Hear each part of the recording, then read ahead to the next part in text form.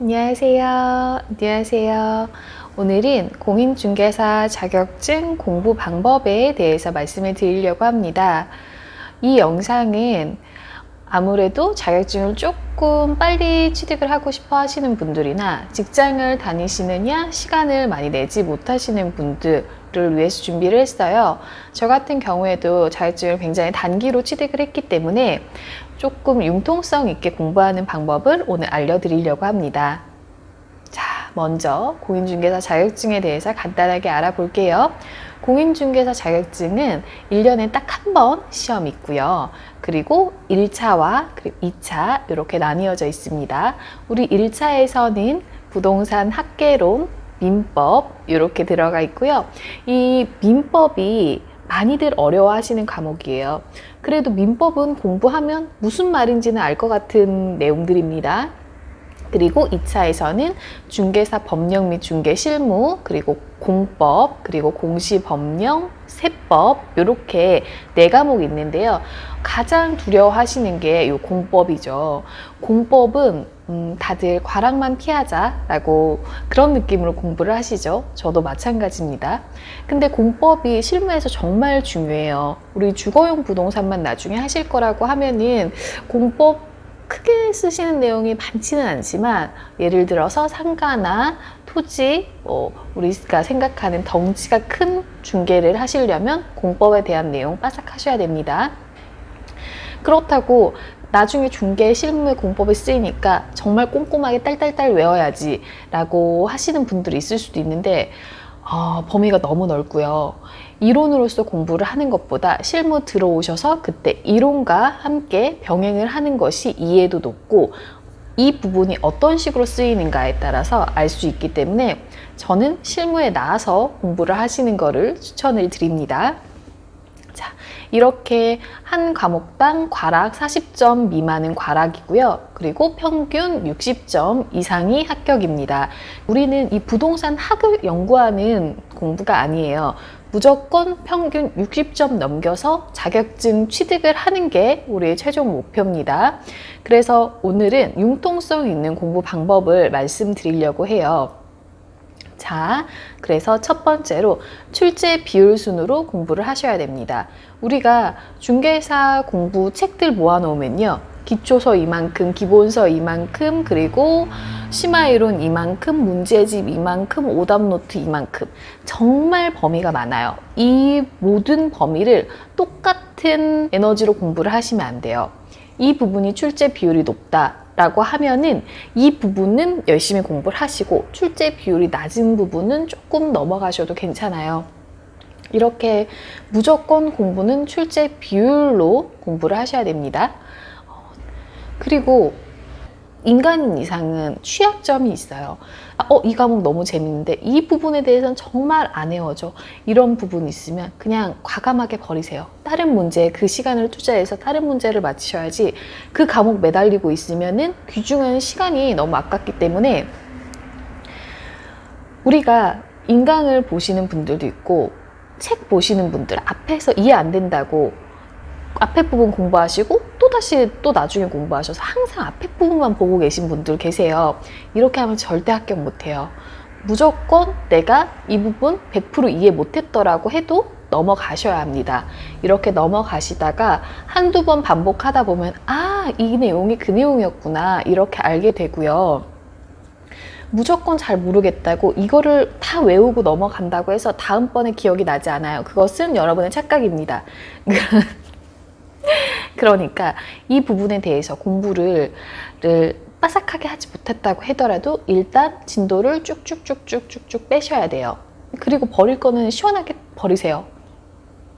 이렇게 공부를 하시다가 도저히 안 되겠다. 모르는 부분 시원하게 버리시면 됩니다.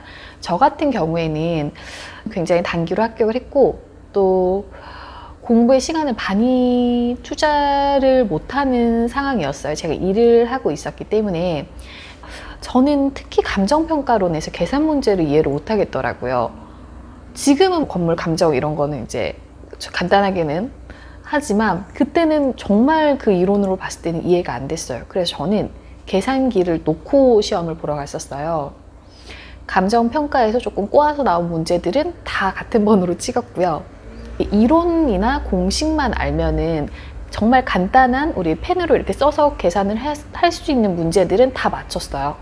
그래서 내가 도저히 모르겠다라고 하는 것들 과감하게 버리시고 그 시간에 출제 비중이 높은 다른 암기할 거 챙겨 가셔야 돼요.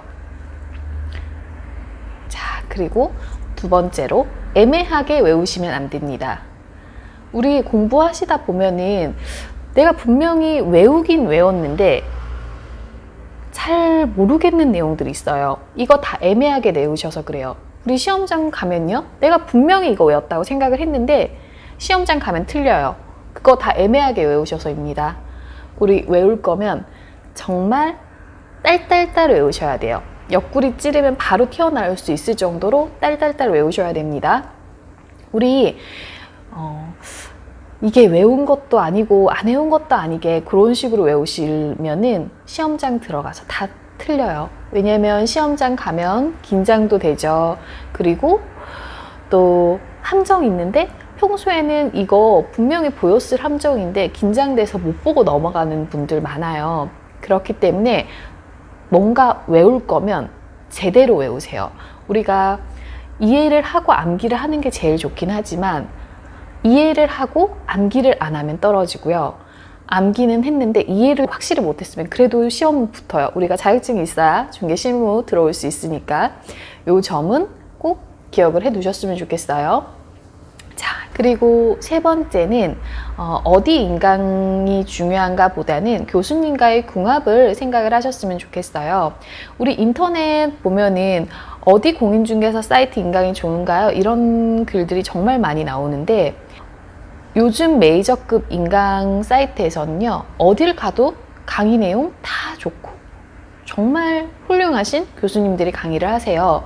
그렇기 때문에 저는 교수님과의 궁합을 먼저 생각을 하셨으면 좋겠어요. 그 궁합이라는 게 필기를 하면서 외우는 스타일인데 이 교수님은 계속 필기를 해주신다 라거나 설명하는 스타일이 나랑 좀 맞는 것 같아. 이런 것들을 찾으시면 아무래도 공부에 조금 흥미가 있으시겠죠.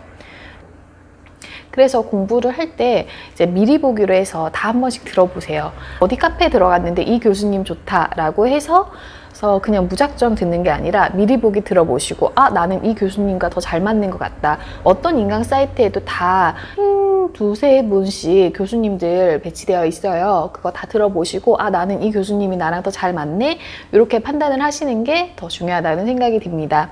그리고 마지막으로 변별력 조절 문제로 나온 틀리려고 낸 문제 맞추시지 마세요. 맞추면 물론 좋아요. 찍어서 맞추는 건 괜찮습니다. 근데 그 문제 때문에 스트레스 받는 분들 정말 많으세요.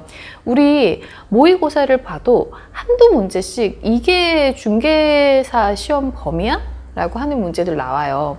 이거는 변별력을 조절하기 위해서 나온 문제들이지 여러분이 맞추라고 내는 문제가 아닙니다. 이 문제 틀려서 스트레스 받지 마시고 이 문제 틀렸다고 찾아보면서 시험에도 거의 상관없는 부분 공부를 하지 마세요. 우리 틀리라고 나온 문제는 심사위원의 의도에 맞게 틀려주시면 됩니다. 그런 문제로 스트레스 받지 마시고 또 시험 며칠 전에 모의고사 치실 때 멘탈 흔들리시면 안 되세요. 그래서 그런 문제들은 우리 시험장에도 나올 거예요. 시험장에도 공법에 이런 내용이 있었어? 이런 단어 처음 들어보는데? 이런 문제는 매년 어느 시험이든 한두 문제씩 나오니 올해는 틀리라고 낸 문제가 이거구나 라고 생각을 하시고 맞으면 너무 땡큐고 아니면 뭐 심사위원의 의도대로 틀린 걸로 그렇게 하시면 될 것 같아요. 자, 오늘은 제가 공인중개사 시험을 조금 융통성 있게 공부하는 방법에 대해서 이야기를 해보았고요. 다음에는 더 좋은 영상으로 찾아오겠습니다. 자, 안녕!